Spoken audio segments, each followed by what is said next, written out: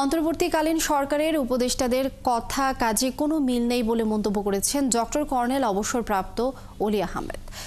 সরকার দেশের জন্য কাজ করছে না, বরং আওয়ামী লীগকে পুনর্বাসনের জন্য কাজ করছে বলে অভিযোগ করেন তিনি। তাছাড়া বাংলাদেশের বিষয়ে নাক না গলানোর জন্য ভারতের প্রতি আহ্বান জানান অলি আহমেদ। সুমন মাহমুদের প্রতিবেদন। শনিবার ইঞ্জিনিয়ার্স ইনস্টিটিউটে লিবারেল ডেমোক্রেটিক পার্টি এলডিপির যোগদান অনুষ্ঠান। অবসরপ্রাপ্ত লেফটেন্যান্ট জেনারেল চৌধুরী হাসান সারোয়ার্দী এই অনুষ্ঠানে 5 শতাধিক বিভিন্ন শ্রেণী পেশার মানুষ নিয়ে এলডিপিতে যোগদান করেন। দলে যোগ দিয়ে সারোয়ার্দী জানান, এই দেশের মানুষ নির্লোভ, সাহসী, ত্যাগী রাজনীতিবিদ দেখতে চায়।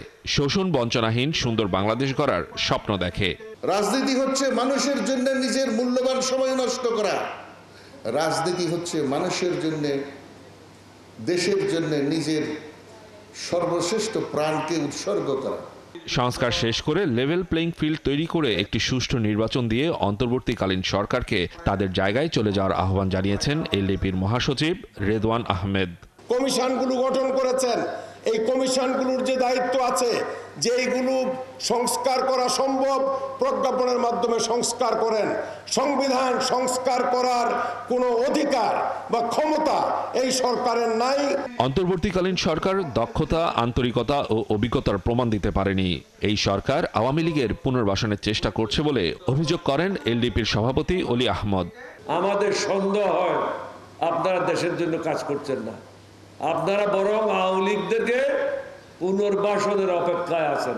অনেক উপদেষ্টারা ছাত্রদের রাজনীতির সাথে জড়িত।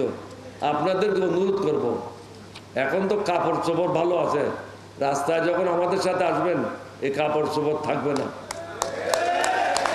অনেকে ইতিপূর্বে দিগম্বর করা হয়েছে, সুতরাং এটা চিন্তা ভাবনা করে কাজ করেন।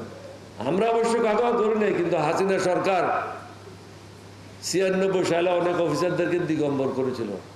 আমরা কিন্তু এটা করব না, কিন্তু আপনাদেরকে সাবধান করে দিই, আমাদের মধ্যে অনেকে আছে হয়তো আপনাদেরকে দিগম্বর করতে পারে।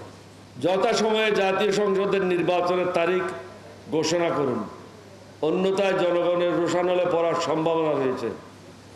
আপনাদের শেষ বিদায় হয়তো সুখকর না হতে পারে। দেশের সবাই ঐক্যবদ্ধ না থাকলে জাতির কপালে আবারও দুঃখ নেমে আসবে বলে হুঁশিয়ারি দেন এলডিপির সভাপতি অলি আহমদ। সুমন মাহমুদ, ৭১, ঢাকা।